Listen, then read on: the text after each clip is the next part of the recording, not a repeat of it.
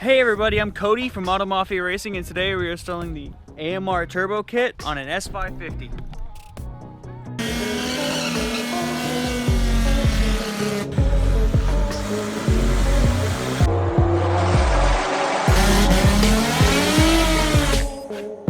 As you saw in the first video for the S197, we're going to start by pulling off our A-pillar so we can install our gauge pod before we disconnect the battery. You're going to do that by sticking your fingers in here, carefully, gently pull it out. After you pull it out, slide it up and back, and it should come right out. You have these straps in here that you're going to have to twist to undo.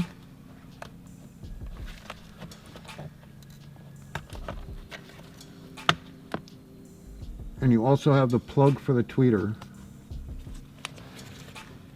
It's just a push button tab, push it and unplug it. Once the A-pillar is out of the way, you're going to unplug this plug right here. You want to use the last wire all the way at the end. It's a brown wire with the yellow stripe. So what we're going to do is we're going to get rid of this factory covering. We're just going to peel some back and tap in to the brown wire with the yellow stripe. Again guys, brown wire with the yellow stripe. We're going to tap into that for the power for the gauge.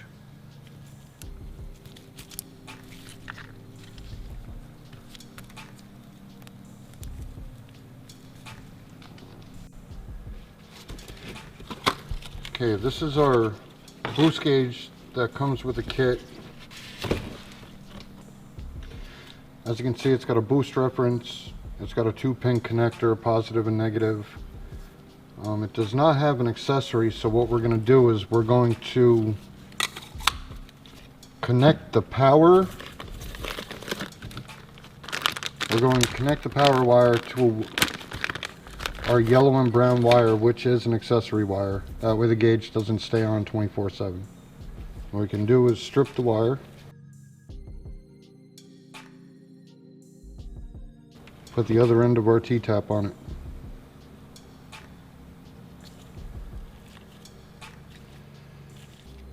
And we're just going to plug it in to the other end of our T-tap. And now we got to find ourselves a ground. Okay guys, what I did was I put a ring terminal end on the negative side of the boost gauge harness. What I'm going to do now is I'm going to take out this 8mm bottom bolt for the side curtain airbag. I'm going to wire brush it and clean it up. It's got like it's got a black coating on it, so I'm going to try to clean that up the best I can. Put my ring terminal underneath it, and that should be a decent ground for the boost gauge.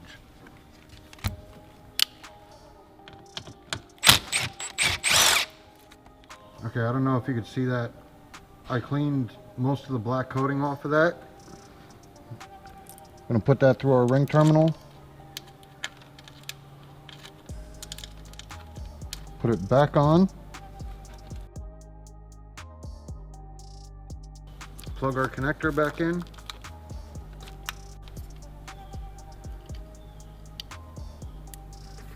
Plug in our boost gauge.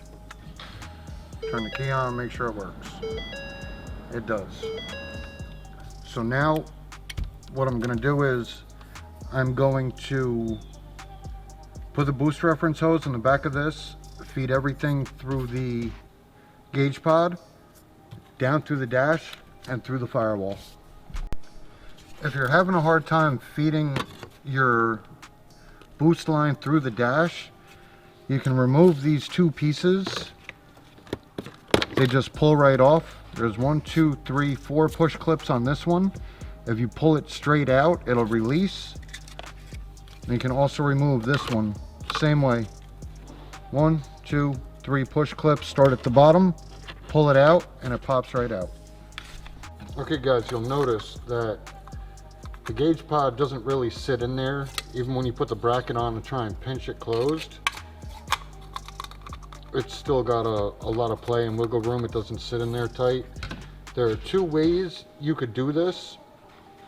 You can put these extensions on that come with the gauge, which is the way that we're going to do it. They just screw onto the nuts that hold the housing together.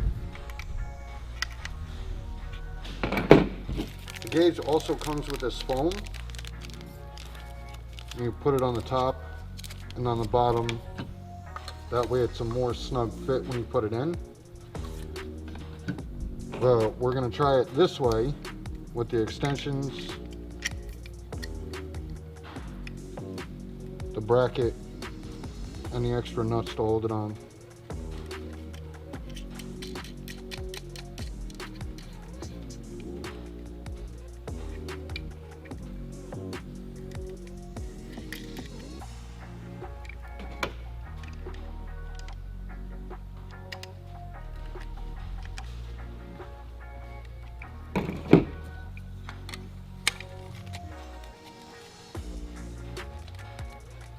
So it sits in there kind of tight. I don't want to push it all the way in, and I won't be able to get it out because we still got to feed the harness and the boost reference into it.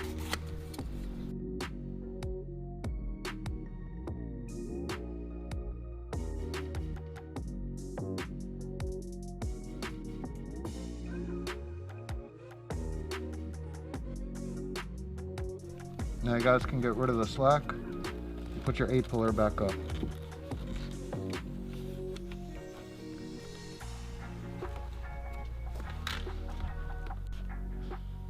Okay, to reinstall the 8-puller, we're going to plug the tweeter back in.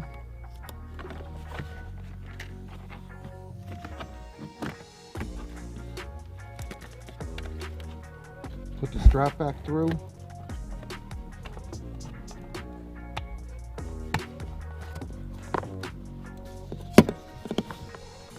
And slide it in on the bottom the same way you took it out. Once the 8-pillar is back in and the gauge is on your dash, you can put the double-sided tape on the bottom of the mount and stick it to your dash, clean it off with alcohol. Being that this is a customer's car, I usually wait to find out how they want me to mount it, if they want me to screw it down or use the double-sided tape. But you guys can mount it any way you see fit. Now that the gauge is hooked up, you have your boost reference down by your feet. What we're going to do is we're going to feed the boost reference through the firewall using a factory grommet. We're going to pull the grommet off from the firewall side, drill a hole in it, and then feed it through. Okay, under your dash, you're going to see a piece of insulation. It should just pull right out. I can do this while holding the camera. Just grab it and pull it out. You can see your grommet. We're going to drill through this and feed our boost hose through it. We're just going to drill a hole in our grommet.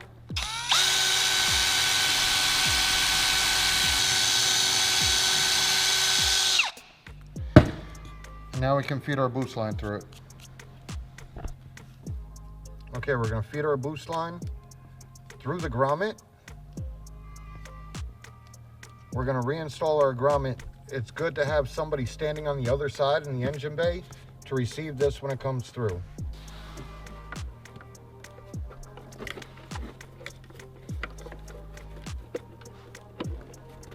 Got it.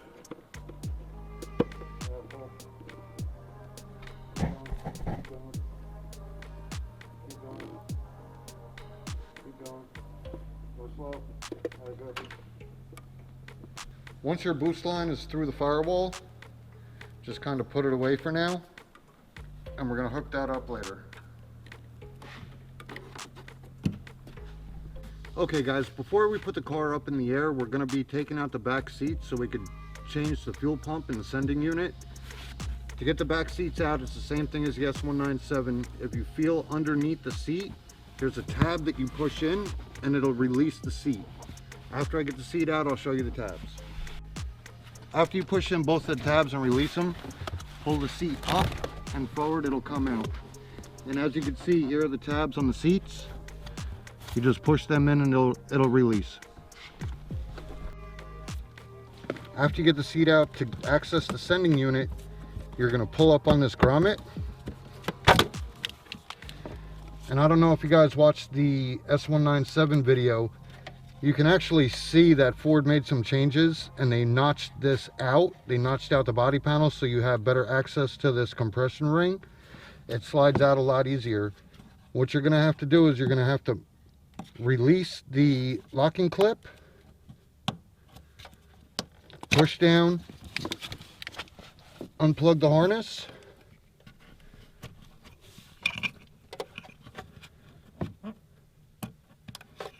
release the red locking clip. You're going to push in the other side of this clip and release the line. Now we have access to our compression ring, and being that this is an S550, we have a tool for this. If you don't have the tool, you can use a flathead screwdriver and a hammer or mallet and go counterclockwise with this ring.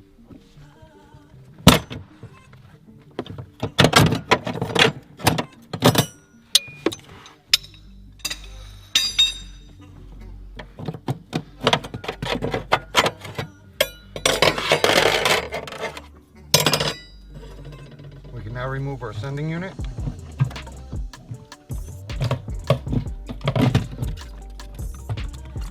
You guys might want to keep some rags in here to sop up any fuel spills.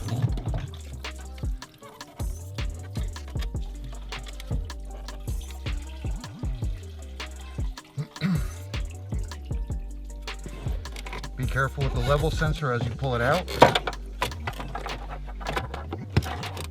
And now you're going to push down on this fitting and remove the sending unit. Okay guys, as you can see, we cleaned off our top hat to remove any dirt and debris and stop it from falling into the gas tank upon reinstallation. The first thing we're going to do is we're going to unplug our level sensor and unplug our fuel pump. Take note of the way that the fuel pump sits inside the sending unit, because when we replace it with a DW400, it's going to have to sit the same exact way. Also, once everything is disconnected, you have to release these tabs. There's 3 tabs. You can use like a hacksaw blade, a small flathead screwdriver, a pick set or something. But we need to release these and separate the sending unit. Let's get started. Okay guys, as you can see, we cleaned the top hat of all dirt and debris. We don't want that stuff falling back in the gas tank upon reinstallation. Take note of how your fuel pump is sitting inside the sending unit. When you take the factory pump out, you're going to want the DW400 pump sitting in pretty much the same direction. In order to take the sending unit apart, you can see there are 3 tabs, one on each side, one in the middle. And the first thing we're going to do is disconnect the level sensor and unplug the fuel pump. To make things easier, you can take the top hat off. That way you can get to it. You're going to have to remove this ground, but let's separate the sending unit first.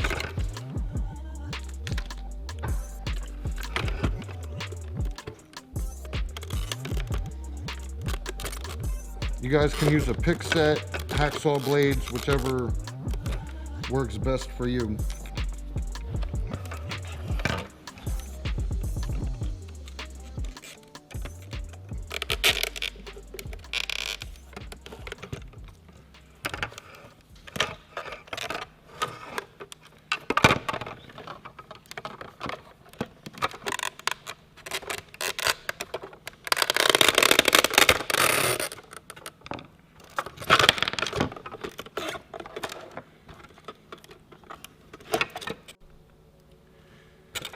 Now that the sending unit's separated, we're going to cut the hoses that come off the fuel pump, this big hose right here, and the small hose. The DW400 pump comes with new hoses. I'm going to put that aside. Now we can release the clips that hold our fuel pump.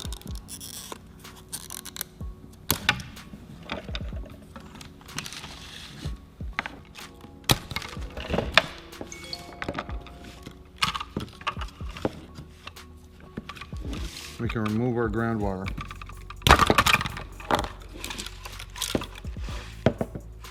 With a razor knife, we're going to remove the rest of the hose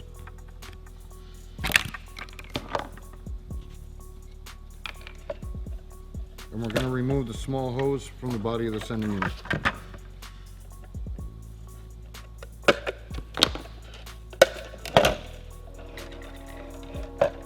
Now, in order to get the DW400 pump to fit, we're going to need to cut the sending unit right here and right here. I'll show you how to do that right now. Now, with a pair of cutters, just cut the plastic.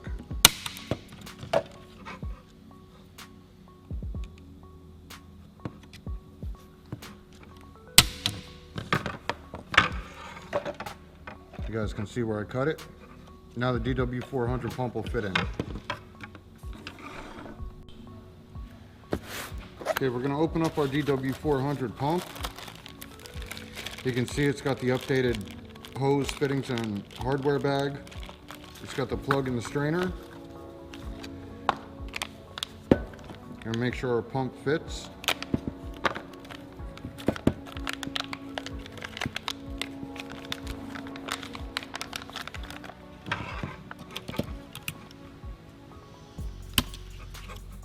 Which it does. Now we can start to reassemble the sending unit. The first thing we're going to do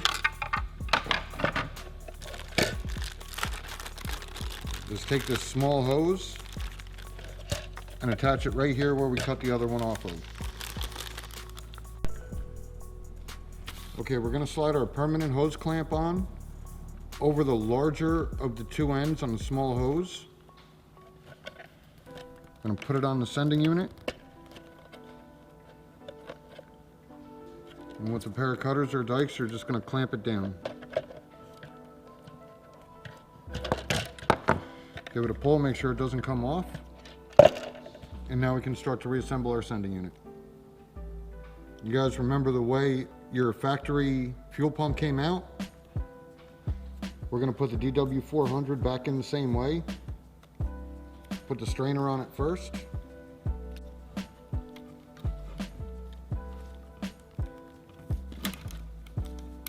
Going to put our DW400 back in the same way. You can put it back in the housing.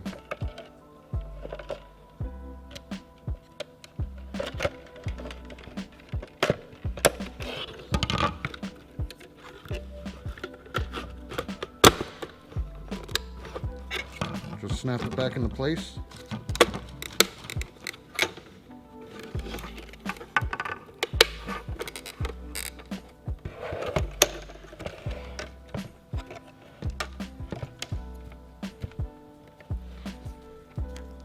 We're going to take our big hose, slide your permanent hose clamp over it,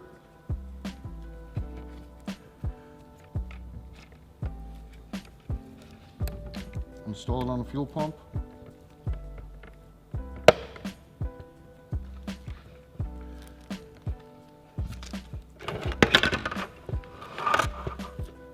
Take your cutters and clamp it down.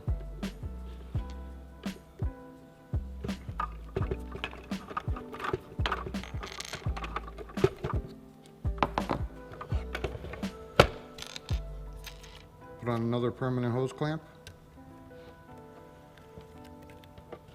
Route the hose the same direction as the OEM hose was.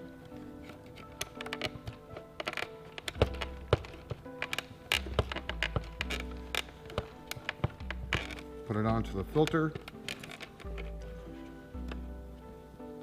Clamp it down.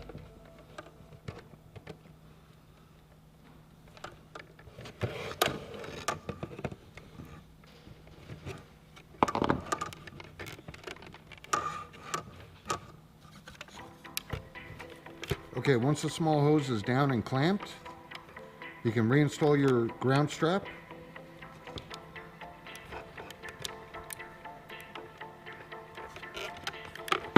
Push it through.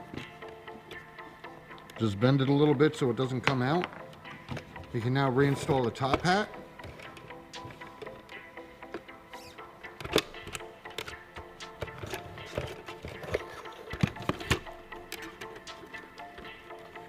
And plug in your level sensor and your fuel pump.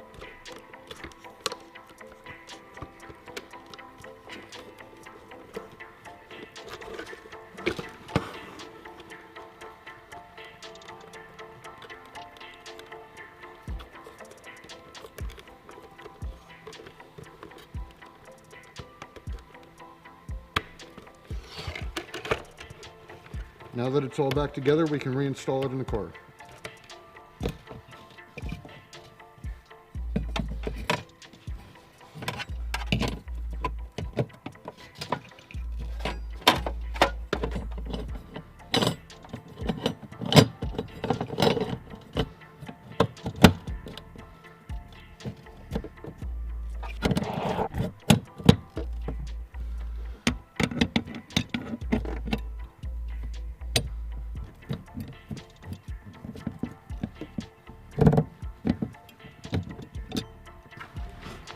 Once the compression ring is down and locked into place, we can reconnect our lines. Put the safety lock back in.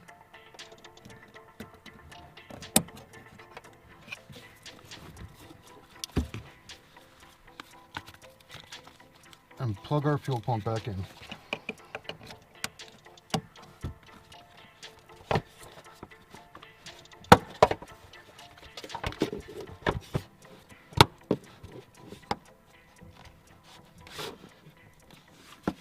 Once everything's replaced and back together, we can put the back seat back in. You can see the tab here. What you want to do is lift up on the front, slide it under into place. I find what helps me out a little bit to keep the seat belts where they're supposed to be. Take them, lock them in, pull them through.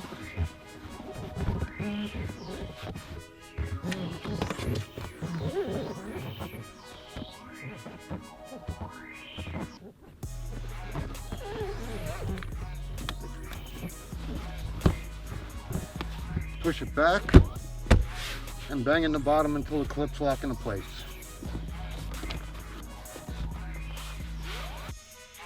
Okay guys, once your boost gauge is installed, your boost reference is ran through the firewall, you don't need power anymore, so the first thing you want to do before you start disassembly is disconnect the battery.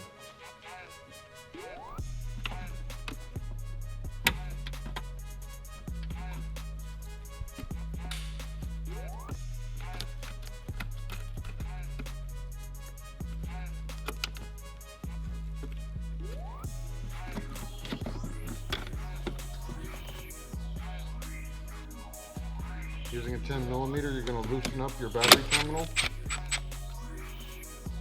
and disconnect the ground side, the negative side.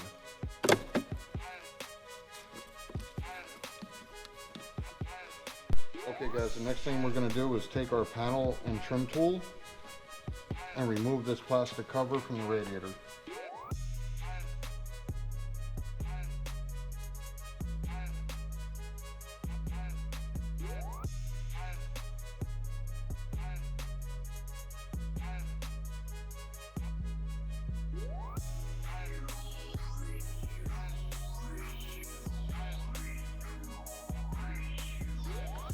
Now we're going to remove the bracket with a 10mm that holds the radiator. The reason we're doing this is because we want to have a little bit of movement to give us some room or some play when we go to install the cold side. The best thing to do, I find out what works for me the best. Whatever bolts or screws you take out, so they don't get lost, put them right back in where you took them out from.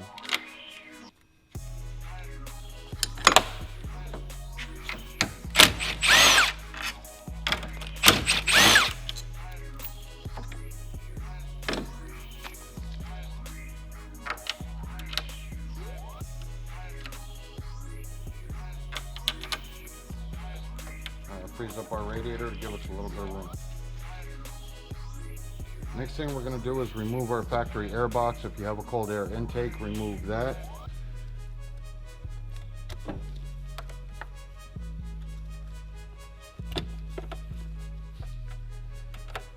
You can just kind of push everything out of the way.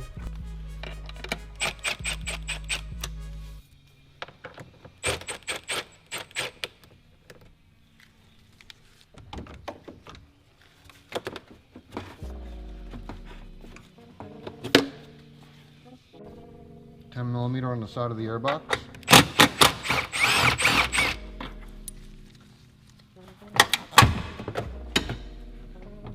And your factory airbox should come out. Okay, as you guys may or may not have seen in the S197 video, we will be reusing some of the factory hardware. So what we're going to do is we're going to take this speed clip off from the airbox.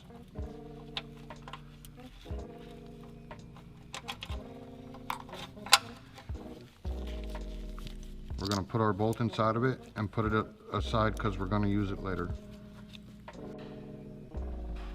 To remove the exhaust manifold, it's sometimes easier to remove this heat shield. You're going to take out these two 8mm bolts that hold the heat shield on.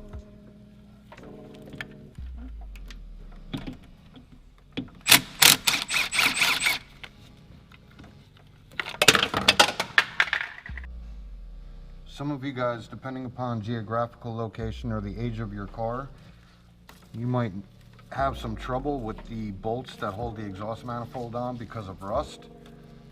So what you can do is just spray a little PB blaster on them and let them sit overnight, or let them sit for a couple of hours. That should help you out when you go to remove the manifold. Just like up top, you could spray a little bit of PB blaster on the 15mm bolts that hold the exhaust together.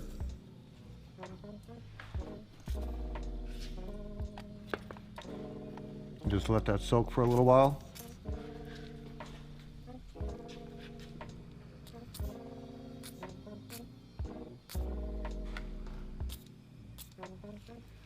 Now what you want to do is try and disconnect your O2 sensors. You can either unscrew them from the exhaust, or you can reach up and unplug them. Okay guys, I found out what's easier for me is to take these heat shields off. You're going to be reaching up here, and these things have a tendency to cut you up pretty bad. So there's two 10mm nuts on each side. Take those off and get them out of the way.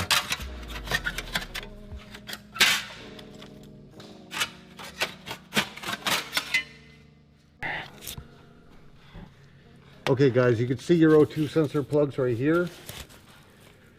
There's one right here on the side of the transmission. Push on the tab to release it. The other one is straight up at the back of the motor. I don't know if you can see it, but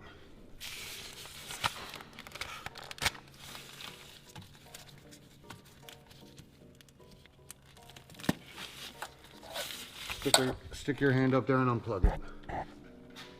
Next thing you're going to want to do is pry this away from the tab that locks it in place. Do that on both sides.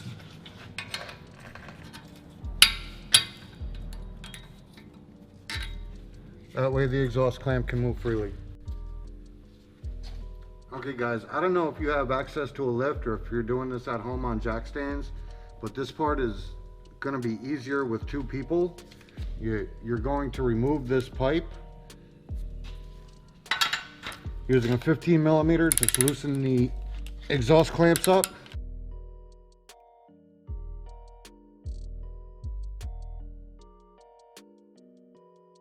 Now you can slide them out of the way.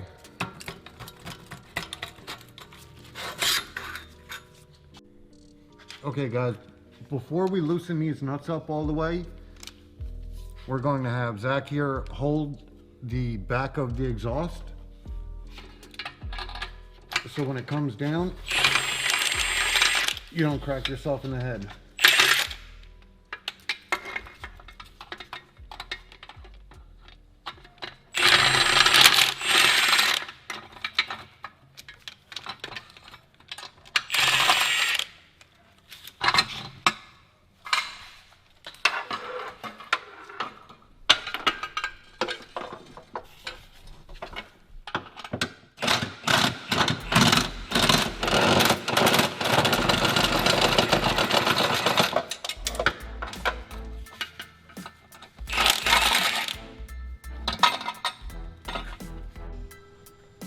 Okay, before we remove our exhaust manifold up top, while we're down here, we're gonna remove this lower cover.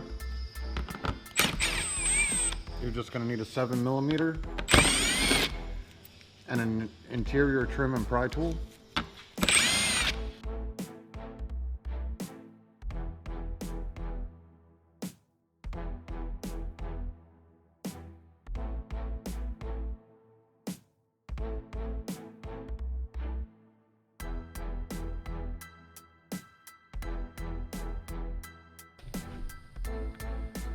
Over here, you can see the push button clips that hold the wheel well in. You're just going to push in the center of those and they should pry right out. And there's some more on the bottom.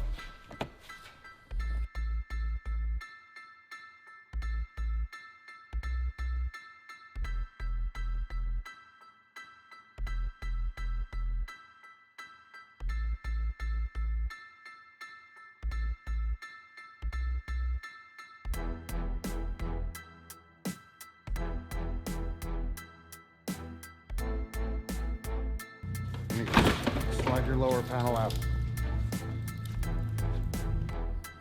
Next thing we're going to do is remove the oil filter access panel. Again, 7mm.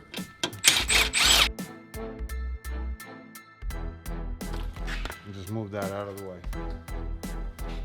You guys are going to also have to remove the push clips and the fender liners. That one right there, and this one back here.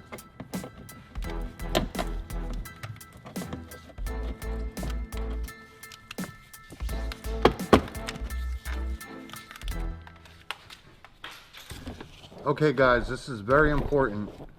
You can either take the fender liner all the way out of the way, or you can move it out of the way, but you need to access this 7mm screw that holds the bumper to the fender.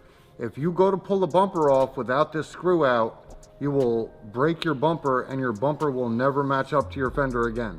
So it's very important that you take this screw out. It's a 7mm. I know it's a bitch to get to, but it's got to come out.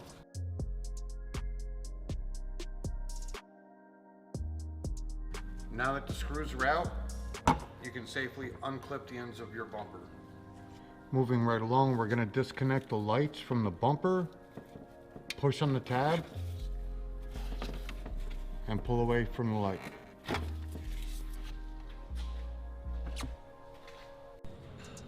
To take the rest of the bumper off, we're going to remove these 5.5mm screws from each corner.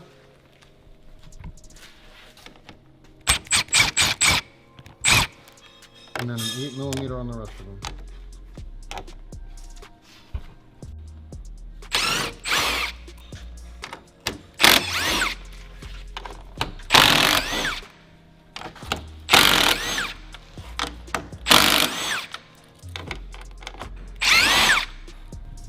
Now that all the screws are out, you can have someone help you take off the bumper.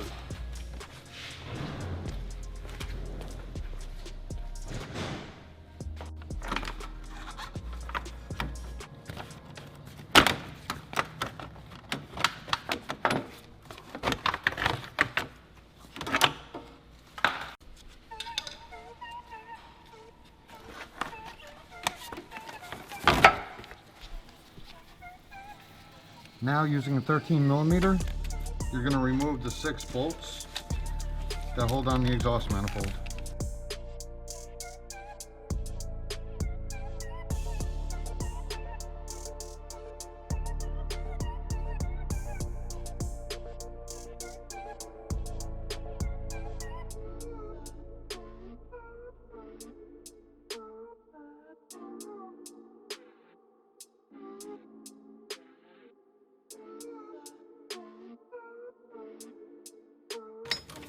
Once the manifold is out, pay attention to how your gasket is on the engine block.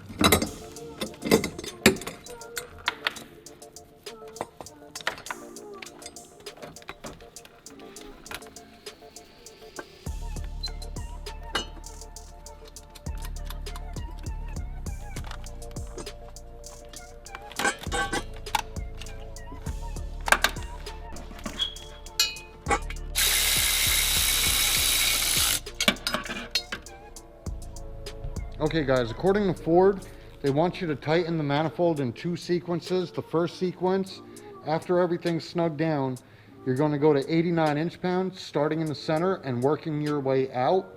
After that, you're going to tighten everything down to 30 foot-pounds.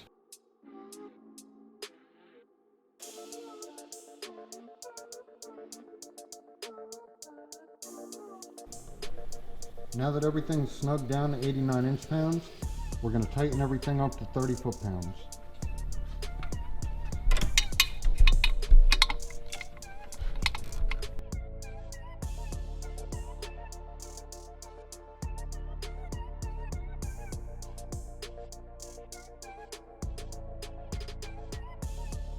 Okay, so our customer here is also getting a set of ported intakes from us.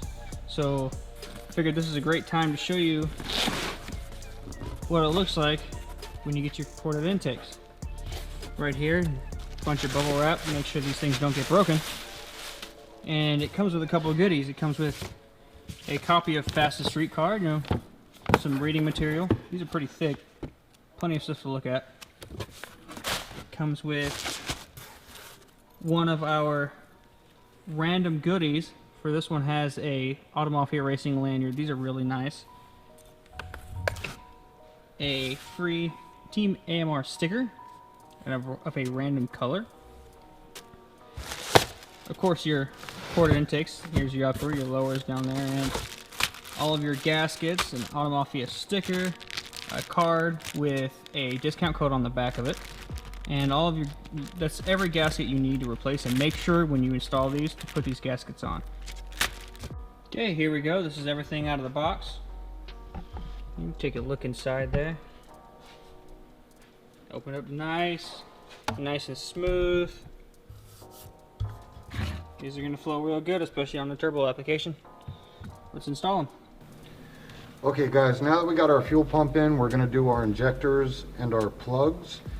That consists of removing the upper intake plenum and the lower intake plenum. This car is going to be getting Mafia ported intakes. So what we're going to do is we're going to remove the upper plenum. You can start by removing some of the clips and unplugging the sensors.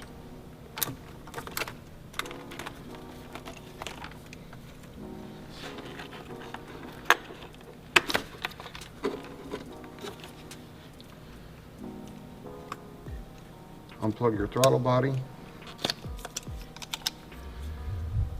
with an 8mm.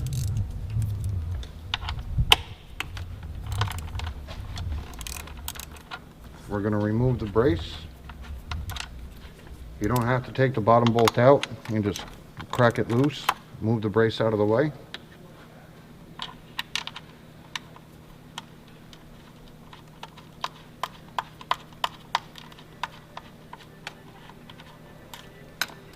Now we're going to use our trim and panel tool to release all of the harnesses from the intake.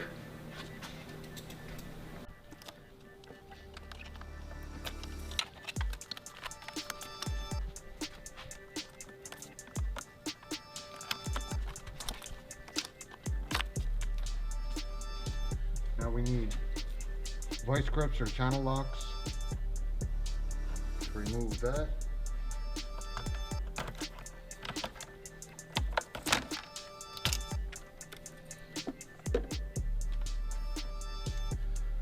Once everything's unplugged, you're going to remove the locking clip on your fuel line. This is also a push lock connector.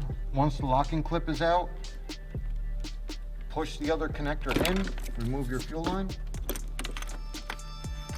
Let's push that out of the way for now.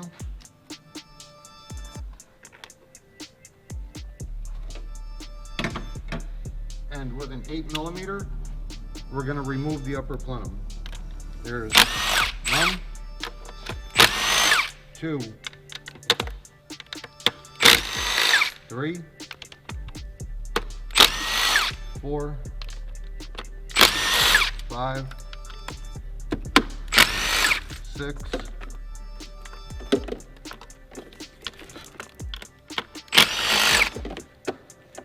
7 bolts.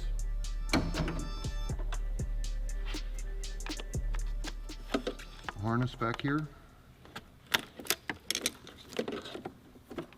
And our intake should come off.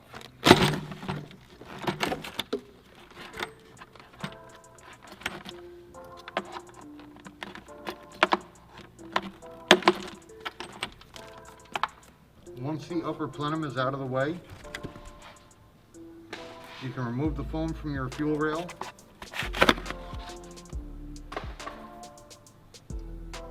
And we can take the fuel rail off.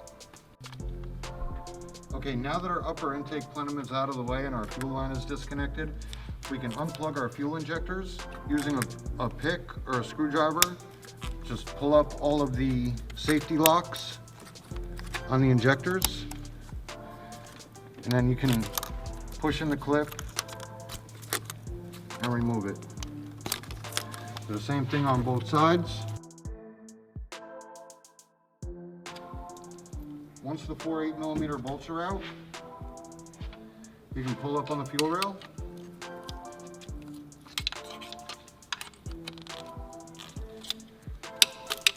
Make sure you check when the fuel rail comes out. Sometimes the O-rings from the injectors will stick in the lower plenum. Like, you're going to want to make sure that you get all of the O-rings out of the lower plenum. Okay, so if the O-rings didn't come out, you could just take a pick and pull them out. For you guys that are reusing the same upper and lower intake, be mindful of any dirt and debris that's going to fall into the injector bungs. For you guys that are using our ported upper and lower intakes, you don't have to worry about it so much. Once all the O-rings are out, you can clean them up and put them with the fuel rail. For you guys that are going to be reusing your factory intakes, I suggest you just take a rag or something, throw it over the lower plenum to keep anything from falling in your engine. To remove it, you're going to need an 8mm. Remove the bolts. 1, 2, 3, 4, 5, 6, 7, 8, and there are 2 more in the back.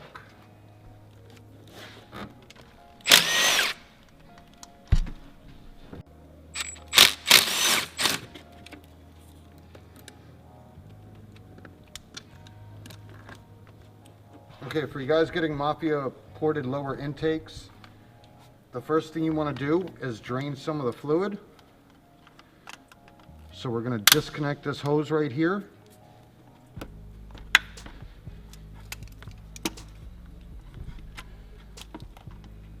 You might want to put a drain pan or something under your car,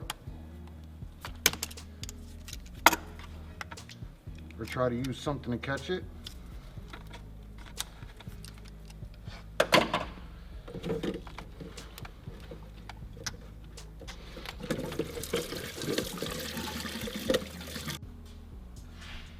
Okay guys, in order to get this lower intake plenum off, after it's all drained, after the bolts are out, you're going to have to disconnect this fitting right here.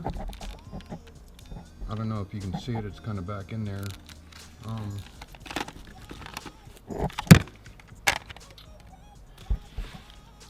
You gotta squeeze it and push, and it should disconnect. But it's impossible to do this while holding the camera, so. Okay, once the heater core hose is disconnected in the back, you could take a dead blow or a rubber mallet and just pop the lower intake plenum from the thermostat housing.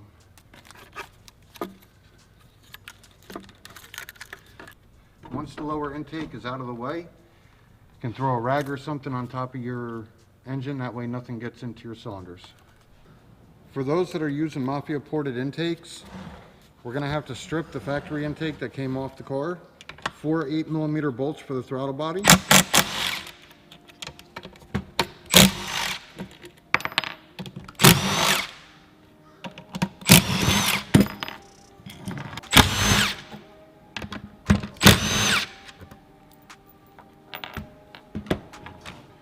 Two 8mm bolts on this. Now we're going to prep our new ported intakes. Take the gasket kit out. It's pretty self-explanatory.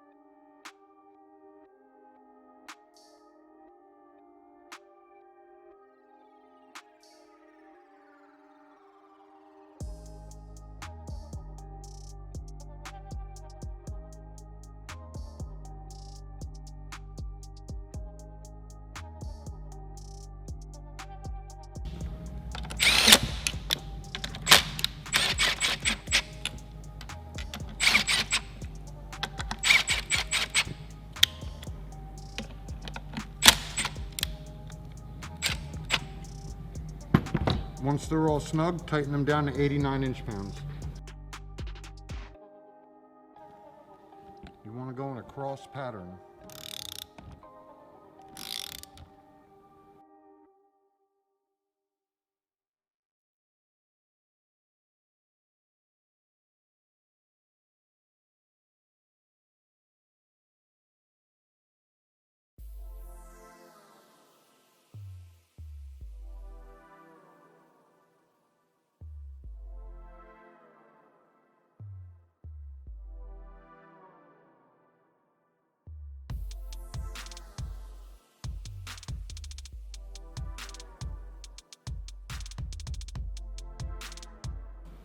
Once the gaskets are in and greased, you're ready to put it back on the car.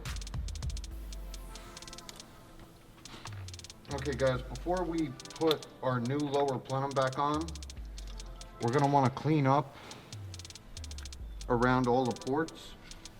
So you can use acetone or a little bit of brake clean on a rag. And just try to clean it up the best you can.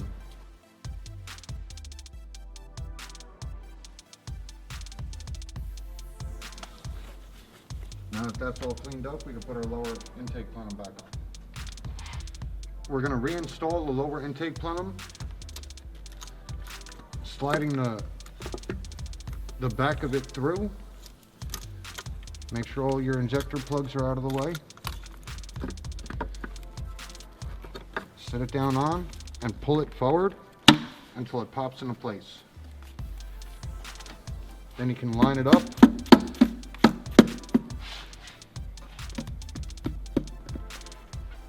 And put your 8mm bolts back in.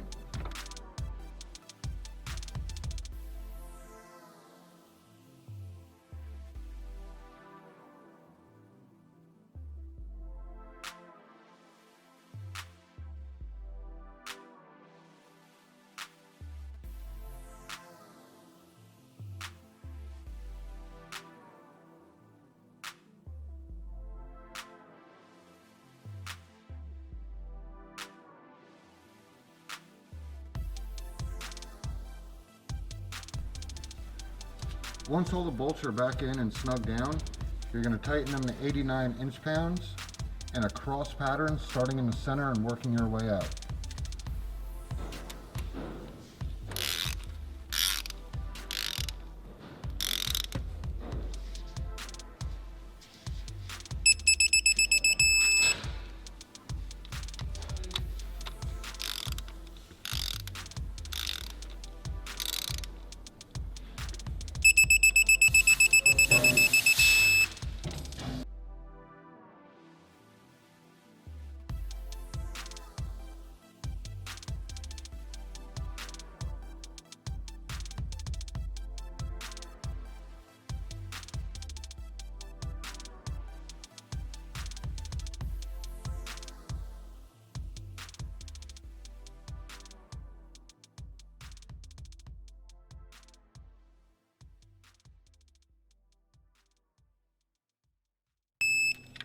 Once they're all torqued down, you can reconnect your heater hose. Just kind of move the harness out of the way. Make sure your clip lines up. And just push it back on until it locks. We can now reconnect our coolant hose.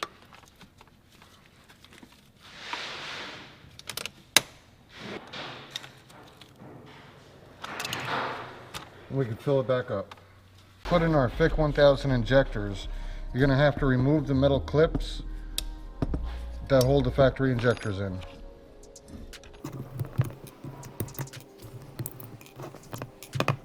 Once the metal clips are out, just pull out the injectors.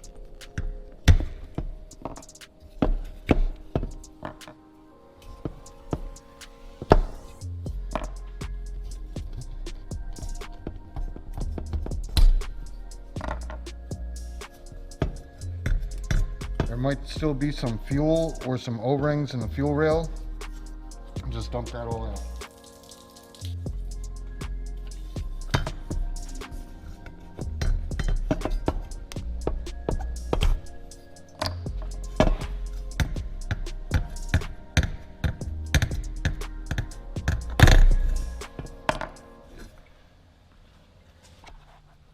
Okay, before we put in our new thick injectors, we're going to remove the extension from them, and we're also going to grease up all of the O-rings.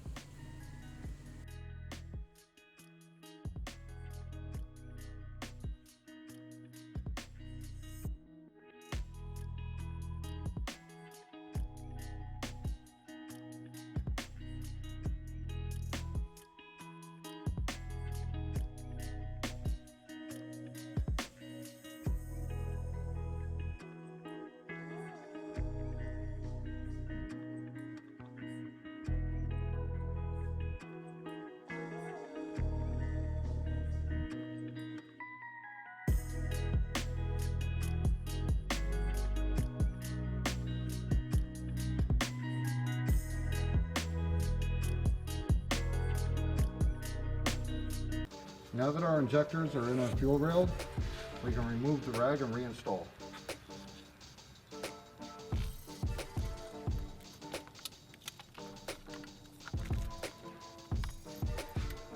Reinstall the 4 8mm bolts,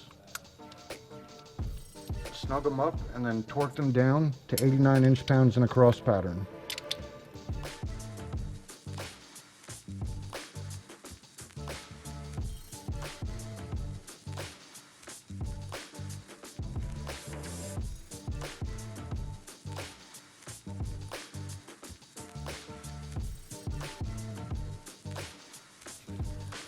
Now that the fuel rail and the injectors are torqued down, you can plug your injectors back in.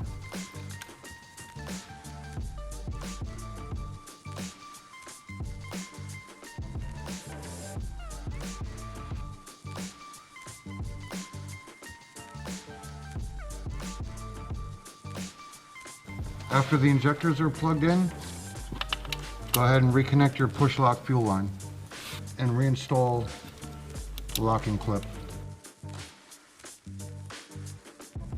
Okay guys, before we put our upper intake plenum back on, while it's off and we have access to it, we're going to change out our plugs. Same thing, 8mm, pull all the bolts out of the coils.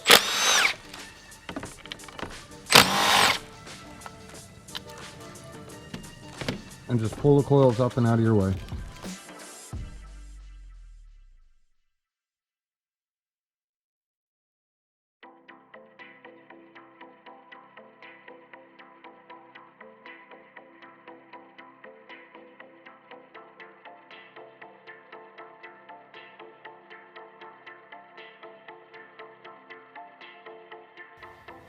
Using a 5/8 spark plug socket, we can remove our plugs.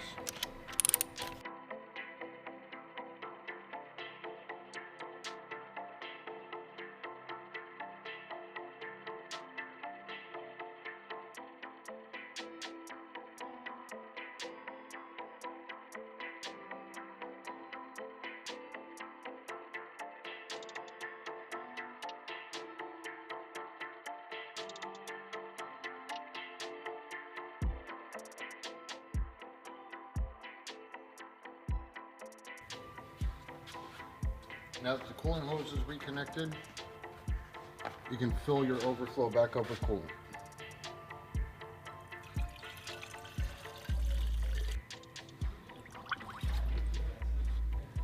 After the car is back up and running, it's suggested that you burp the system, get any air bubbles out of it. Start your car, let your car heat up to temperature, turn on your heat. Let everything circulate through the system, through the thermostat, into the heater core and back. The plugs are gapped down to 0.028. We can put them in and then reinstall our intake.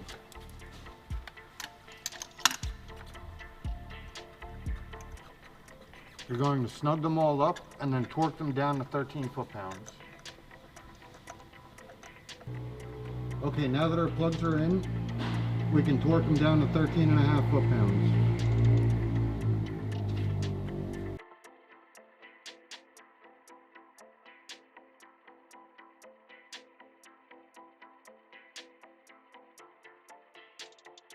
You can go ahead and reinstall your coils.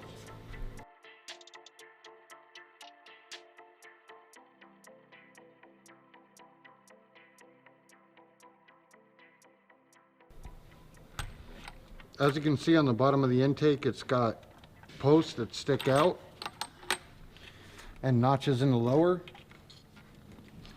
You're just going to make sure that's lined up and everything fits in together. You can feel it when it drops in.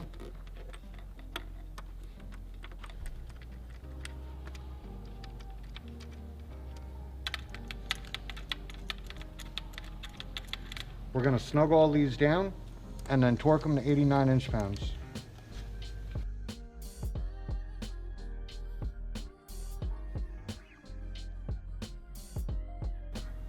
Now we're going to torque everything down to 89 inch-pounds.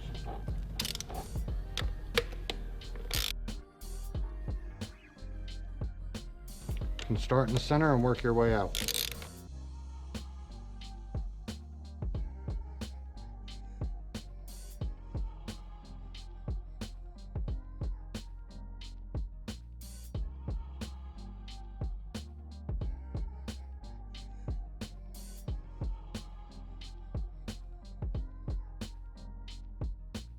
And also replace the brace in the front.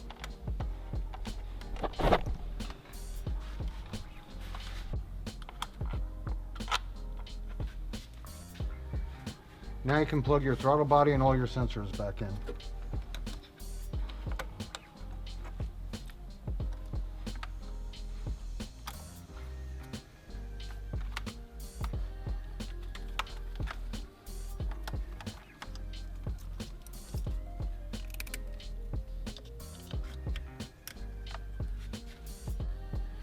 Now with a razor blade or a razor knife, you're going to remove the plastic hard line that faces the passenger side of the check valve.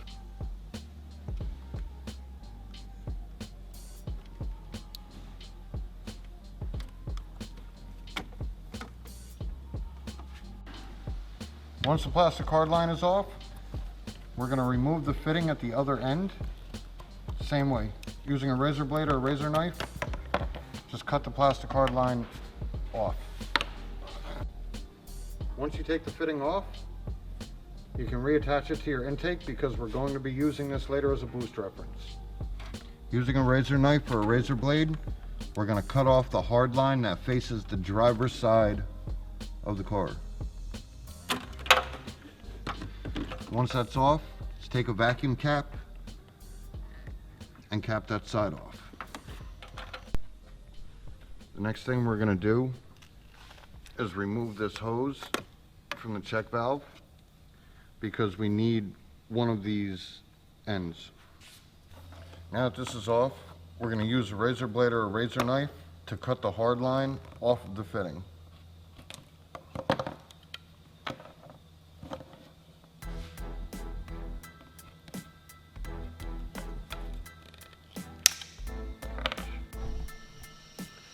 Once the ends are cut off the hard line, we're going to use our kit supplied hose.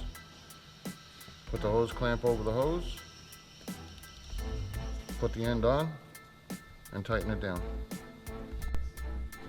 Okay guys, once the end is on and it's tight, just take the excess, throw it over, snap it onto the intake, tuck it down and around,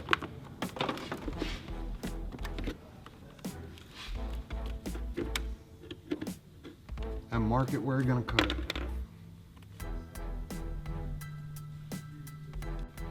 Once you got it marked, you can cut it. Now that it's cut, just put your hose clamp over it, slide it onto the check valve, and tighten it down.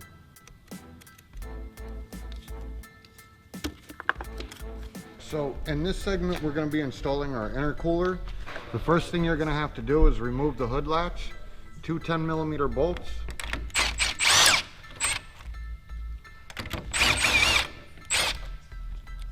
Take those off. Just put the hood latch aside for now, because this is where our intercooler is going to mount.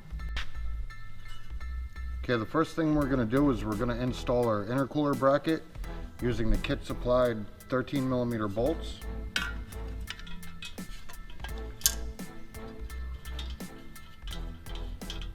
You're going to put these on, but leave them loose, that way you can slide the intercooler back and forth.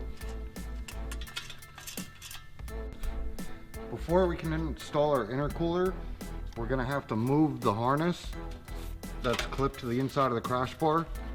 So using your interior and pry tool, just separate the harness from the crash bar. Just kind of get it up and out of your way, and then we're ready to install our intercooler. Slide it up from underneath the crash bar, and you're going to want to hang it on the two studs that the hood latch came off of.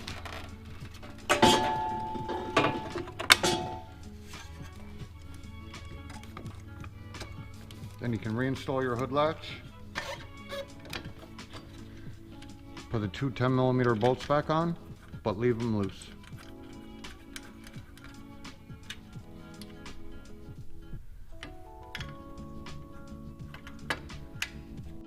Just to avoid damage to your intercooler, you might want to take these clips off of the harness.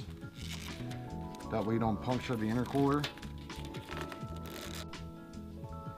Now that we have our intercooler up and the bolts started, we're going to put on our lower intercooler brackets using the kit supplied hardware and the factory screws. These screws hold in your bottom cover, so when you go to reinstall the bottom cover, your bottom cover is going to go over these instead of under them. So let's get started.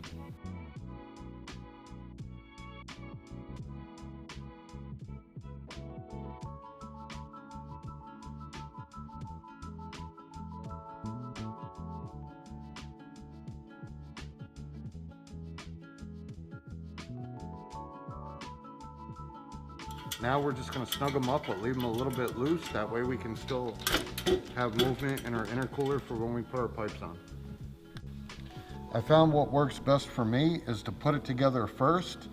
So you're going to take your long 2.5-inch coupler, your 2.5-inch T-bolt clamp, and your pipe. You're going to use the long side of the pipe.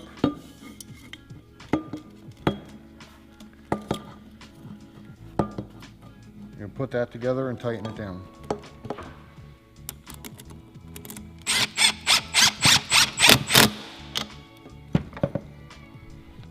Okay guys, I don't know if you can see that, but you might have to have somebody help you with this. What we're going to do is we're going to feed the pipe through and underneath the overflow. You're going to go right underneath the overflow with the long end of the coupler. No, it's kind of hard to see because of the camera, but you'll get it. Okay guys, I'm gonna have Zach help me with this. I'm gonna push the coupler and the pipe through.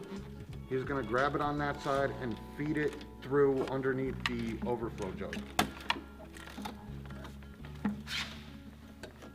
I think we're good. Okay, on the passenger side of the intercooler, we're going to take our 60-degree coupler, our 3-inch T-bolt clamp,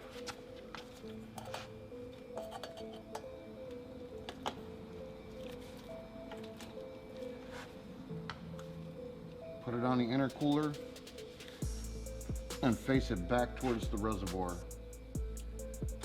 You can go ahead and tighten that down.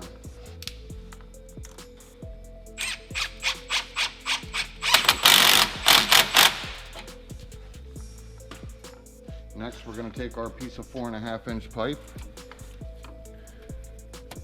put that all the way in our 60. Leave yourself enough room for the other 90-degree coupler to mate up and grab.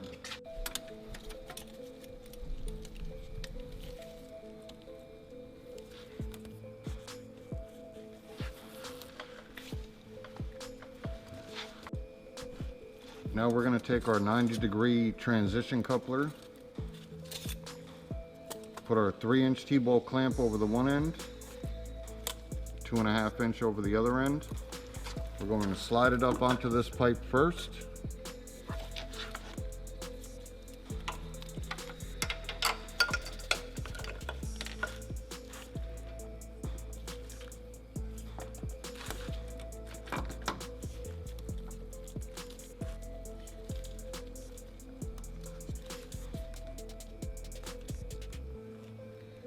Once it's where it's supposed to be, you can tighten it all down.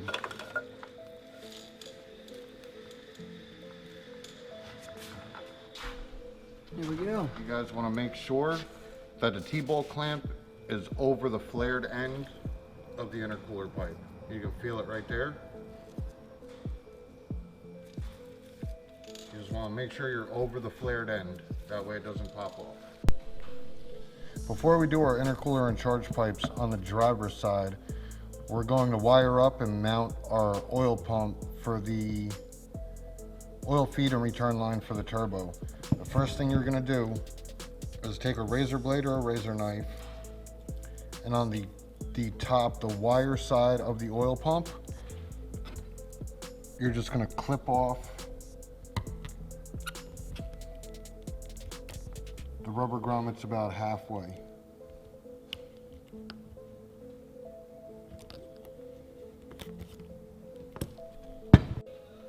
Okay guys, what we're going to do here is we're going to move this cable mount.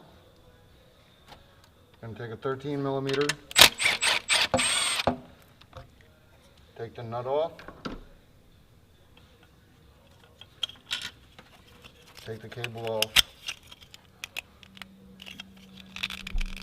take the cap off, and you're going to move the cable out of the way and face it forward.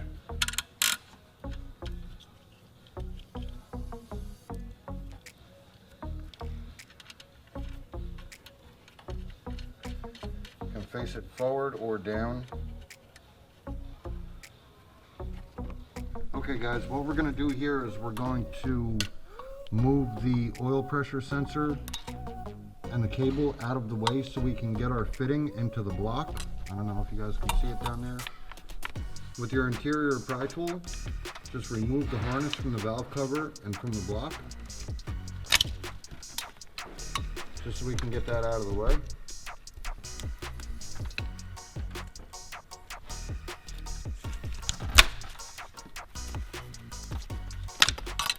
Now that that's out of the way, we're going to be removing this fitting in here. I don't know if you guys can see it. Using a number 12 hex, we're going to get that fitting out of the block.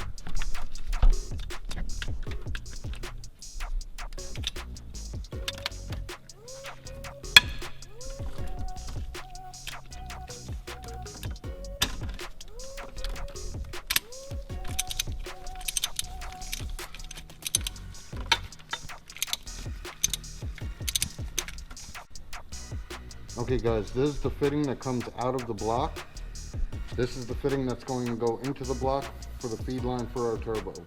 What you're going to do is grease up the O-ring, put the O-ring on the fitting, and screw it into the block.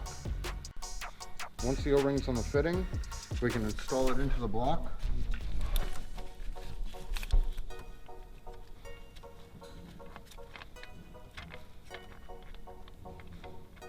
Carefully screw it in, make sure you don't cross thread it.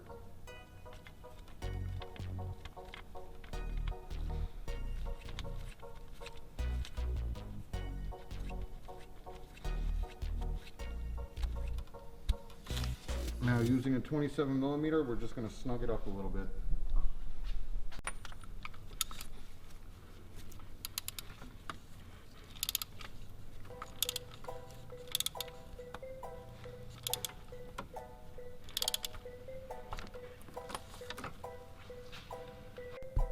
Now we can install our turbo oil feed line into the fitting in the block. Just screw it on and snug it down.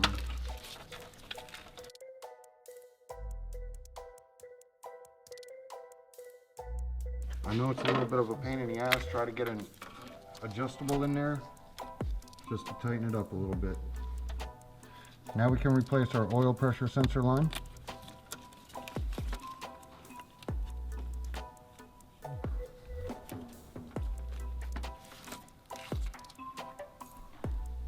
Okay guys, in this segment of the video I'm going to be showing you how to put your wastegate together, put it on the wastegate pipe, and we're going to be installing the wastegate pipe on the car.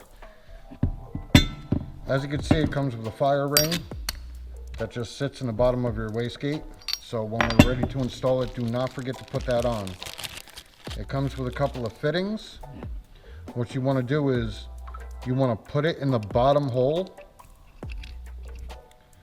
The top hole is just vent to atmosphere, but you want to put the fitting in the bottom hole of the wastegate, and we're going to put the wastegate on the pipe because it's easier to do this while it's off of the car. Going to put the fire ring in. You're just going to mate it up and clamp it down. You're going to tighten the fitting down with a 13mm. And that's a 5mm Allen on the V-band clamp. You just want to get it started, leave it a little bit loose. That way you can still rotate the wastegate once it's up in the car. Let's go install it. Okay guys, we're going to take our 15mm nuts back off. We're going to install this wastegate pipe and we're going to leave it loose.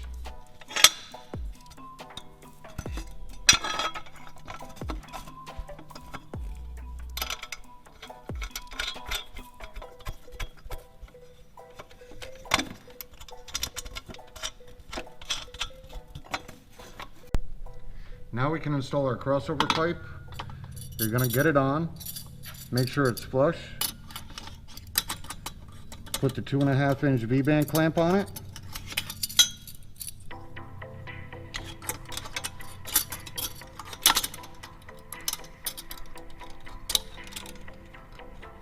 get it started, tighten it down a couple of times, but don't crank down on it. You want to leave it loose so that you can still rotate it.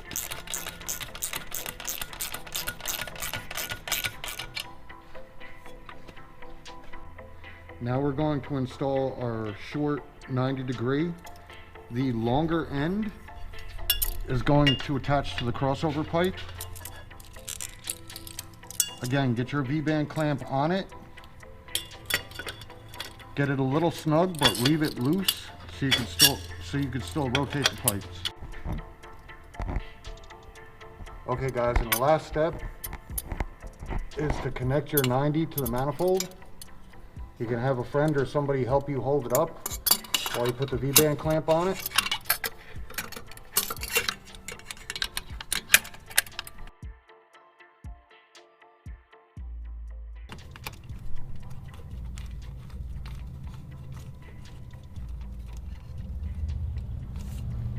Okay guys, once everything's installed and lined up, you can tighten down all your V-band clamps.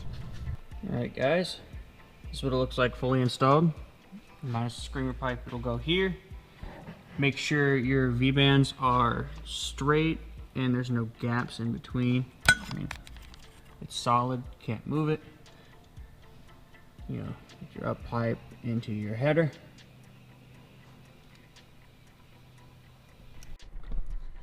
Before you tighten up the wastegate, when it's still loose so you're able to clock it, you're going to put on your screamer pipe or dump tube. Once it's on and snug, you're going to grab a 5mm hex and a 10mm wrench. Okay guys, now we're going to run our vacuum line from our wastegate. What we're going to do is we're going to feed it up from the bottom. What you want to do is you want to go on the inside of this harness that runs along the trans. That way it keeps the silicone hose away from the hot exhaust pipes. You're just going to feed it up in between the harness and the trans.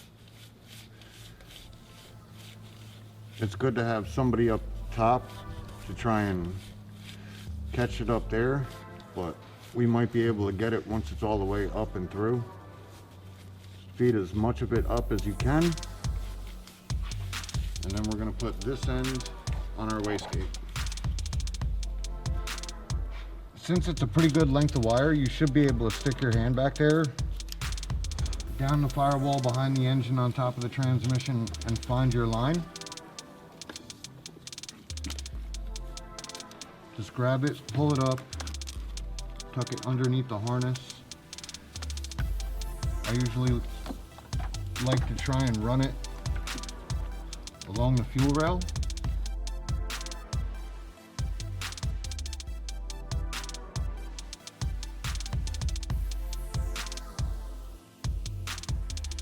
Once the vacuum line's on, you can just zip tie it down so it doesn't come off.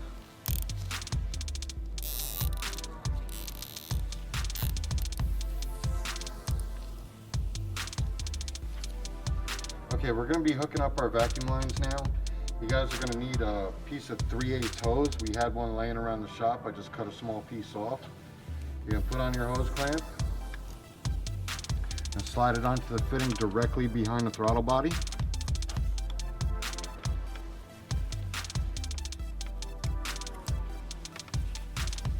Slide that all the way on and tighten up the hose clamp. You're also going to need your T vacuum fitting that's supplied with the kit.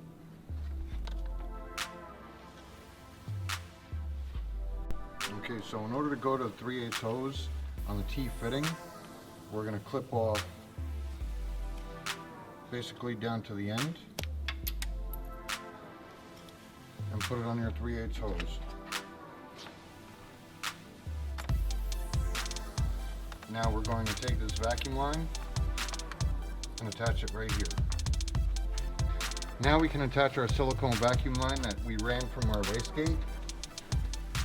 Just going to clip the end off. Leave yourself a little bit of slack. Save the excess because we're going to need this for our blow-up valve. Just connect it to your T fitting.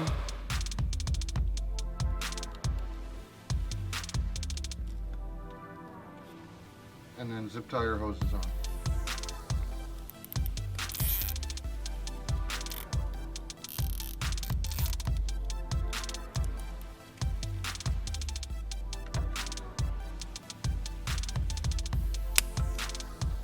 Now we can take the excess silicone hose. We're going to attach it to the last end on the T fitting, and we're going to run this hose to our blow-off valve.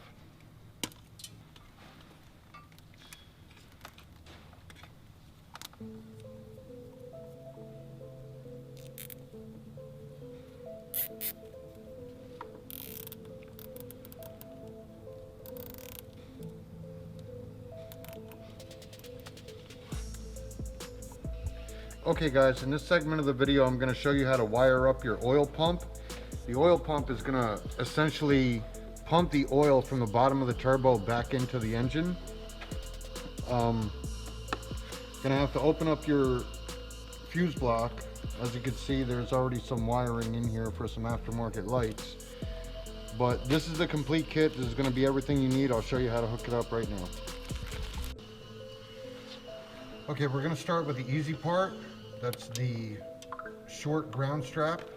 You're just going to take out the 8mm bolt.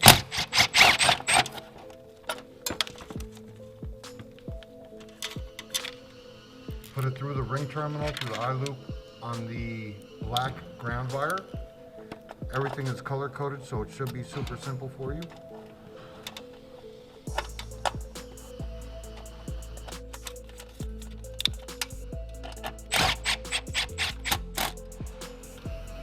Guys, just be careful when you open the bag. There's a piece of shrink wrap on the wire. So make sure you don't lose any of those because you're gonna need them. Just kind of let the wire hang down to where the oil pump is gonna get mounted. Okay, it's pretty much self-explanatory. The red is gonna go to power. The black is gonna go to ground. The white is gonna be your signal wire. It's got a green wire down at the end of it with a T-tap. What you're gonna wanna do is T-tap into this green wire right here by your windshield washer reservoir. You're gonna tap that. You're going to connect the black to ground, either here or here. The positive, you're just gonna attach the fuse to the fuse box. Either here, here, or here. First thing I'm gonna do is take out this 8mm bolt.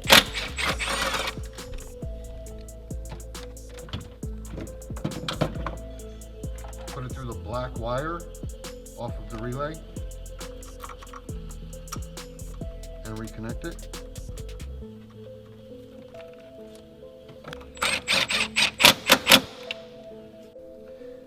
Next, with a 10mm, you're going to take off one of the nuts on the hot side of the fuse box.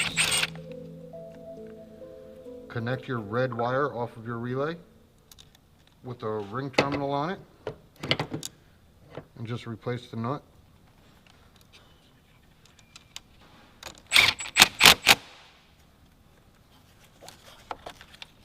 Next thing we're going to do is tap in for our signal wire, which is going to be the white and green wire with a T-tap on the end of it. Just pull that T-tap off.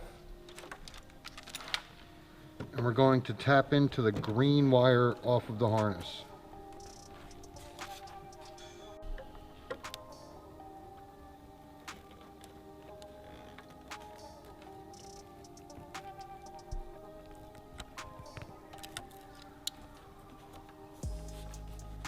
Once the green wire is tapped,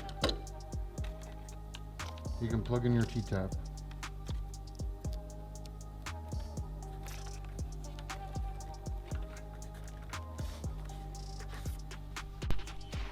Now we can just zip tie our relay out of the way.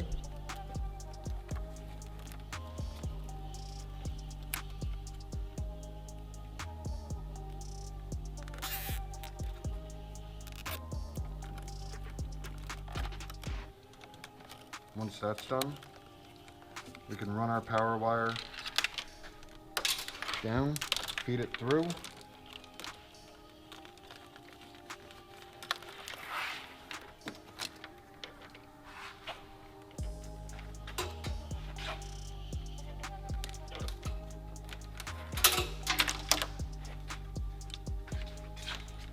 Along the radiator support, I'll probably zip tie this up and down to by where you install the ground wire.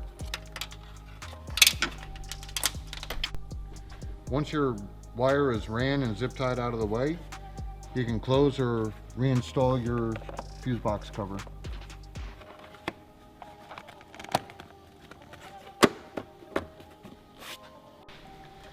Now that we used our razor knife to cut our grommets, we're going to install our fittings into the oil pump. You can either use some E6000 or some Teflon tape. Just wrap it up or put it on the threads, tighten it down. They are in 18mm. So let's do that.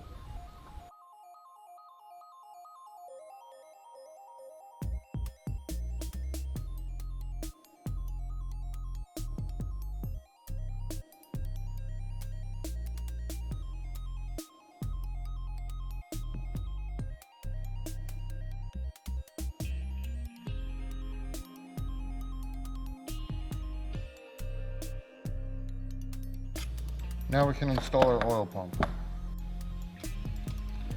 Before we install our oil pump, it's going to be easier to get the horns out of the way. With an 8mm, take the horns out and put them aside.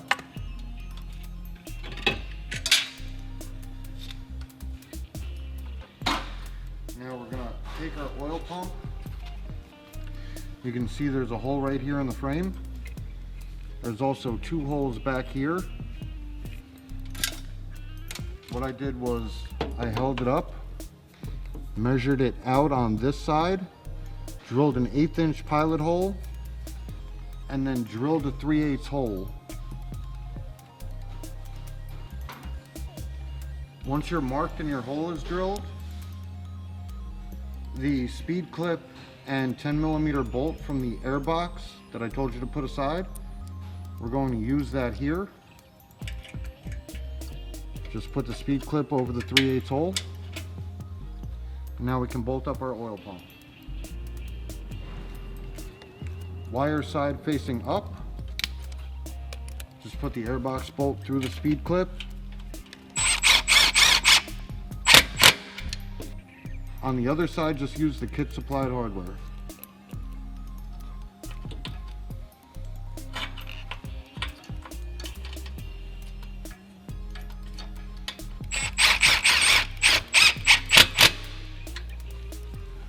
Now that the oil pump is up and installed, we can connect our wires. We're going to wire up our oil pump now. It's pretty self-explanatory, red to red, black to black. Put your heat shrink tubing over the wires on the pump. Just slide that down and out of the way for now.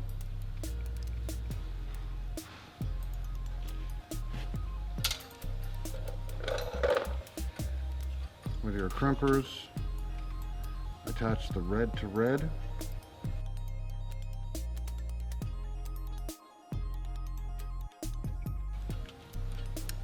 Give it a little pull, make sure it doesn't come apart.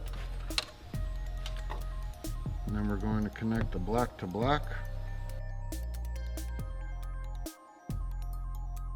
Tug on it, make sure it's good. Now we can slide our heat shrink over our connections. Using a lighter or heat gun, just shrink it down into place.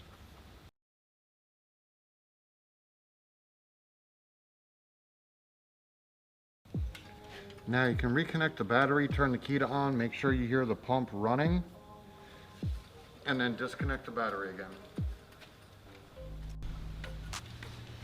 Once the oil pump's installed, you can replace your horns.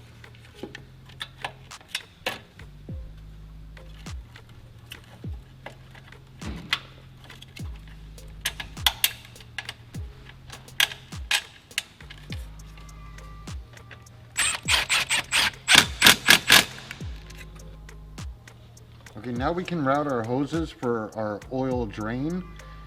The part that faces the front of the car, just going to put your hose clamp over, slide your hose on,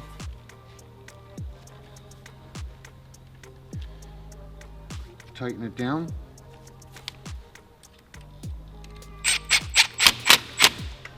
This hose is going to go to the bottom of the turbo. The drain that comes out of the bottom of the turbo is where you want to route this hose to. So you want to put it under and through and bring it up over here.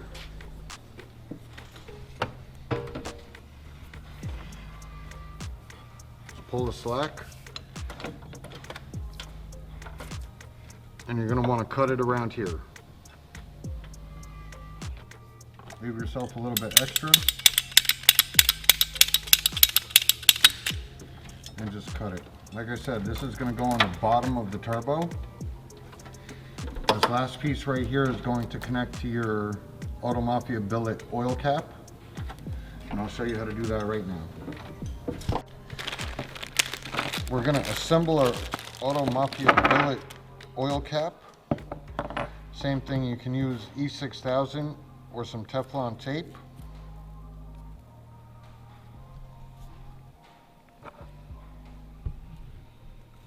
Just wrap the fitting.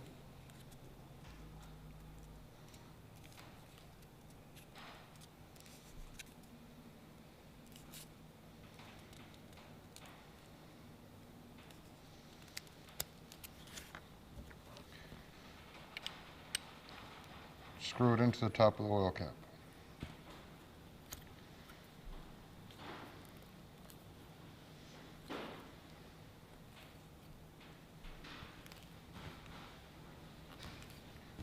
Fairly simple. Now we can go put this on the car.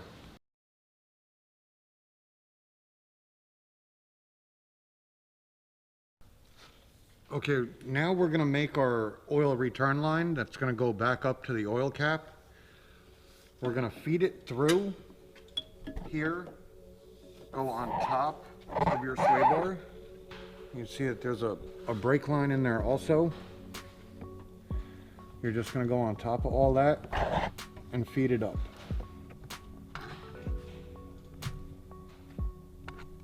Once it's all fed through, put your hose clamp on, put the hose on, and tighten it down.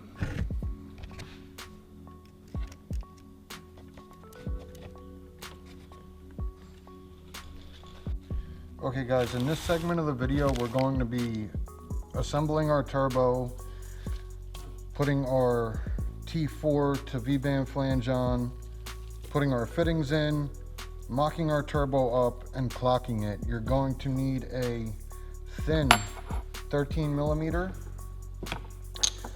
14 millimeter on a socket, and a 14 millimeter open end wrench. I found out the easiest way to assemble this is to go from the bottom up to the turbo. Some of them are a pain in the ass, but you can get to everything this way.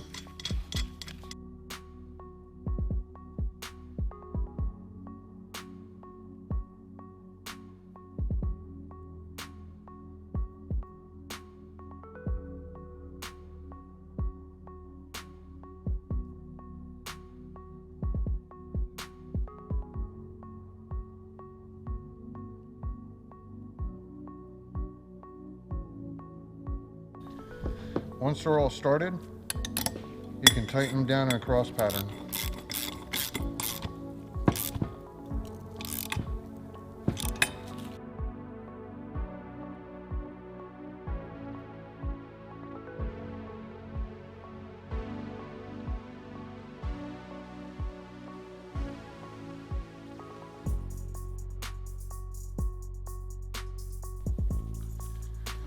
Next, we're going to put on our oil drain fitting. What I like to do is take the gasket, take a thin film of black RTV, and just cover the gasket with it completely.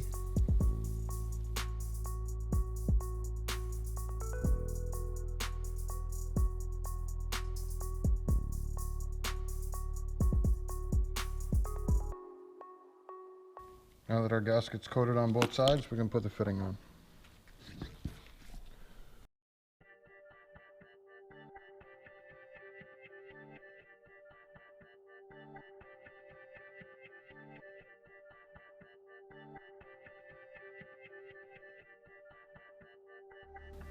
Now we can just snug those down.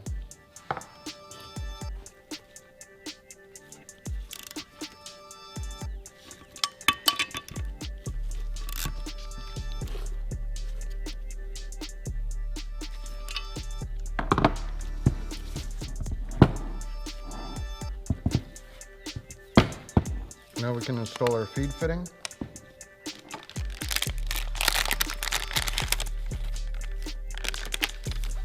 What we want to do with this fitting is we're trying to control the oil pressure that goes to the turbo so we don't blow the turbo seals out. I don't know if you guys can see this, but one end is threaded and it comes with 2 Allen key screws. You're going to use the Allen key screw that has the bigger of the 2 holes.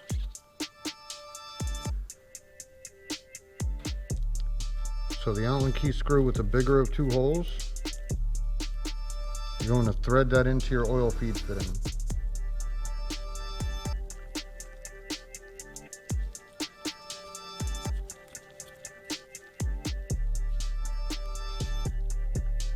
Once that's in and tight, we can thread our fitting right into the turbo. With a 13 millimeter, we're just going to tighten that down. Now for the next part, it's easier if you have a friend with you to help you, because we're going to mock up and clock the turbo. The first thing you're going to do is crack all of the bolts loose with a 13 millimeter. You want the feed and return on the oil to be completely vertical. So you want it to sit straight up and down in the engine compartment.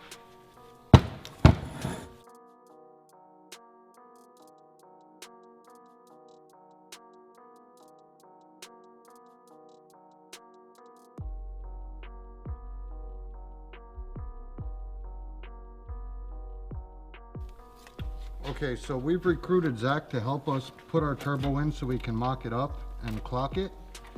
So Zach's gonna hold the turbo in here. I'm gonna get the V-band around it.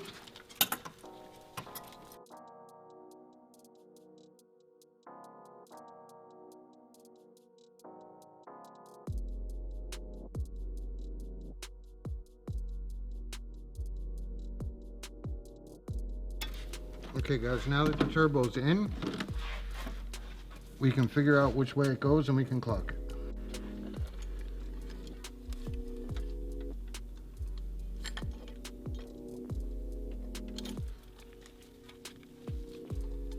Now you can just tighten up a couple of bolts to hold it in place.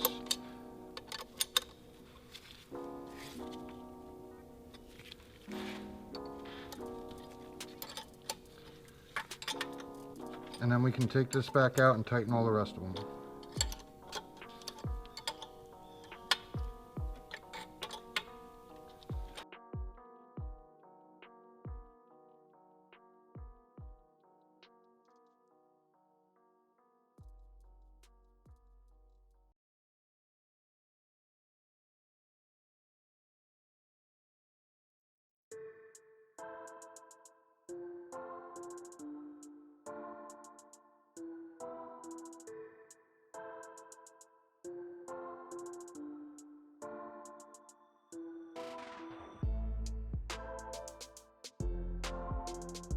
Before we do the final installation of the turbo, we're going to put our barb fitting on our oil return line. So you just put your hose clamp over, push the barb fitting on, and tighten that down.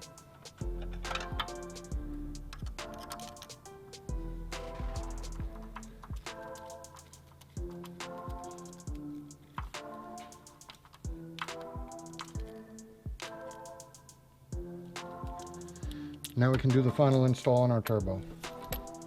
We can start threading our return line onto our turbo.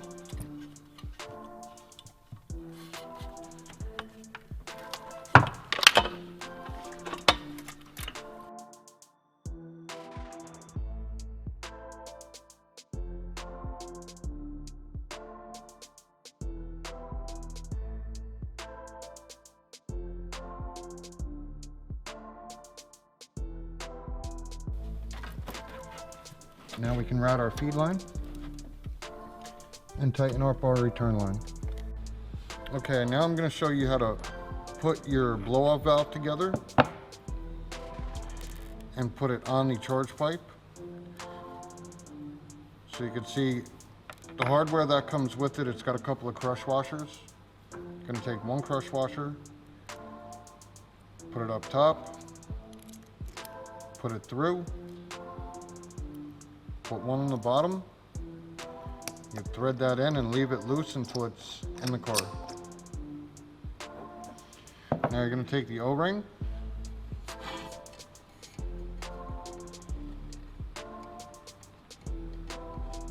set it on the pipe, put your blow-off valve on,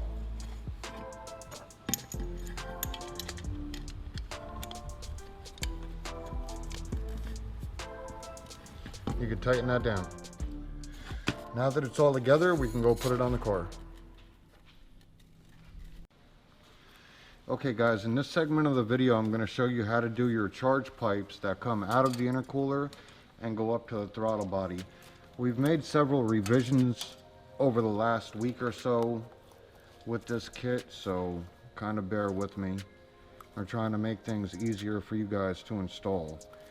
What you're going to do is you're going to take your 3-inch short coupler,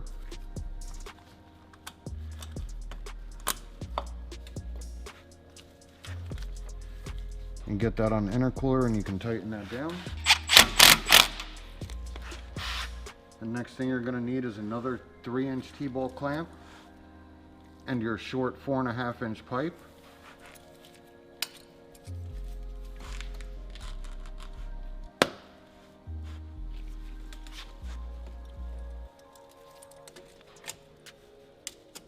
And put on your T-bolt clamp and tighten that one down.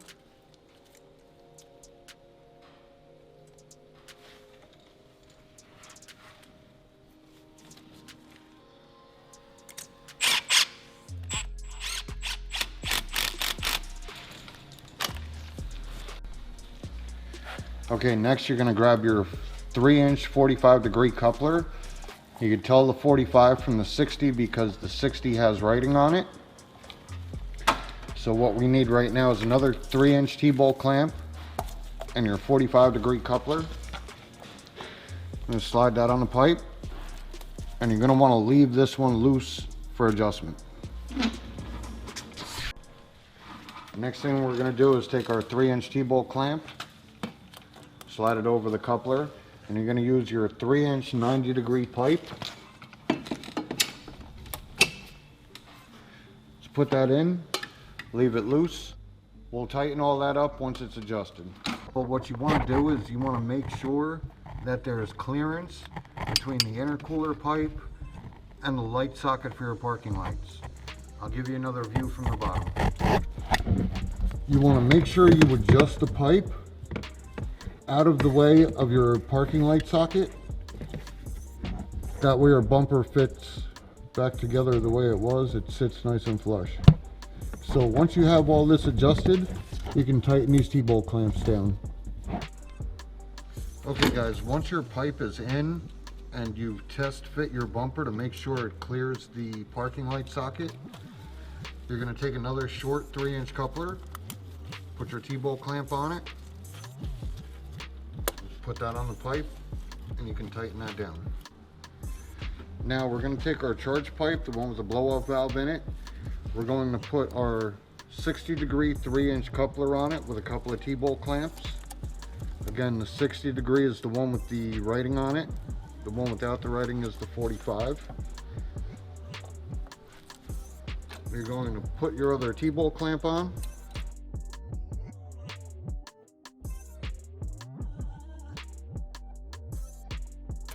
Once it's all adjusted and where you want it to be, you can tighten it down. Okay, with your last remaining vacuum line, you're going to connect it to your blow-off valve.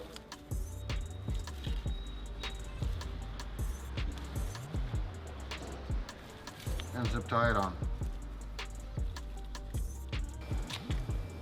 Once everything's on and tight and you've tightened down your intercooler, you can put your bumper back on, plug your lights in.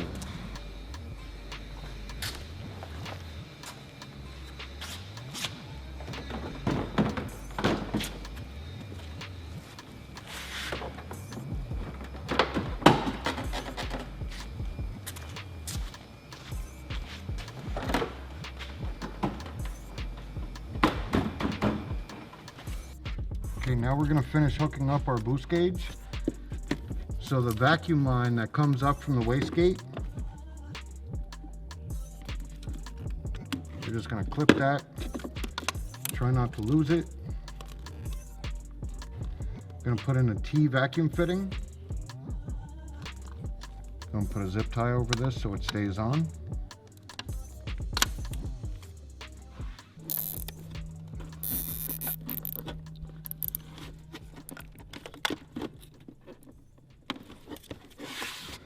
And now we're going to take our boost line from our gauge,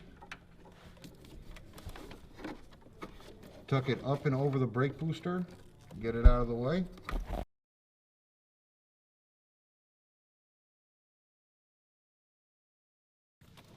go back behind your fuel line, figure out how much you need, clip it,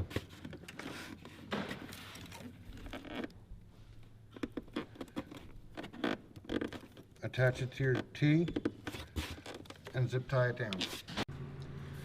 Once your turbo kit is in and together, you can replace your radiator mounts.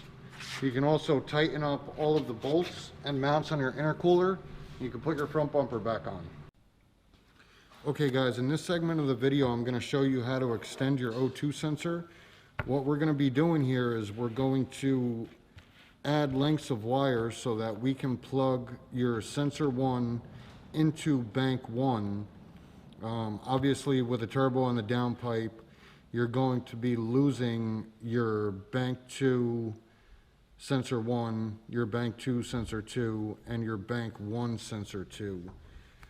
This being the only sensor that the ECU is going to read, you're going to need to plug this into the passenger side, which is bank 1, but the downpipe is on the driver's side, so you're going to need to extend this. Now there are extension harnesses out there on the market that you can buy. I know we sell them on our website. I'm personally against them because they fail, so I'd much rather do it this way. What you're going to need is 5 different color wires. Obviously you can see on the sensor it's yellow, blue, black, gray, and white.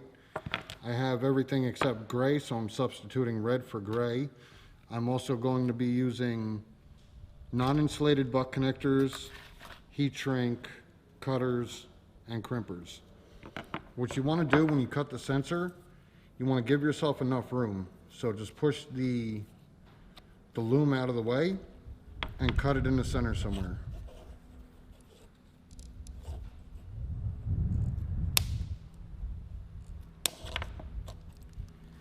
You can pull the loom off.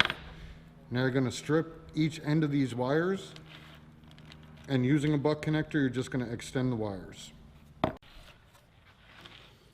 Okay, as you can see, we got the one side done. It's all wired up. Now we're going to put together the other side. The best thing to do is slide your heat shrink on over your wires before you put it together. That way you know it's on. Also, if you're using the mesh loom, it's a good idea to slide that over before you put it together also. So let's get this other side done, and then I'll show you what it looks like after it's finished. Okay, as you can see, we finished extending the harness on our O2 sensor. We can now screw this into the downpipe, run this behind the intake, and this gets plugged into the bank 1 sensor 1 location, which is behind the intake on the passenger side of the motor against the firewall. Okay guys, now we're going to install our downpipe. As you can see, we already wrapped it with the exhaust wrap. It's got some metal band clamps that come with it. You can buy the special tool that helps with these, or you can make one. You just take a Phillips head screwdriver, cut off the end, and cut a slot into it. You want to roll the ends of the metal clamps. That way it'll lock them into place once you've wrapped it. Once everything's wrapped, we can go and install it in the car. Okay guys, it takes a little bit of finesse and finagling to get the downpipe in there. You got to keep twisting it. I actually had West down the bottom. The transmission lines are in a different place than the S197. You just kind of got to sneak it past the trans lines, give it a shove, and it pops right in. Put on your V-band clamp, and you want to make sure you reroute this hose. I don't know if you could see this. I came up through the brake lines just to make sure the plastic doesn't touch. And you want to make sure your fuel line is nice and far out of the way so it doesn't touch that either. Just be mindful of your fuel lines and this plastic vacuum line. Once that's all in and tight, and once you've extended the harness on your O2 sensor, You can go ahead and screw that in. Once that's all screwed in and tightened down, you can route the harness from the O2 sensor around the back of the intake, and you're going to want to plug it into the plug. That's the Bank 1 Sensor 1 plug. It's on the passenger side of the engine, just behind the intake. You're going to locate that plug and plug it in. All right, I hope you guys enjoyed that. It's now done. And we're going to put it on the dyno. You guys will see that video soon. And like, comment, subscribe, and I will have links in the description to install this kit yourself.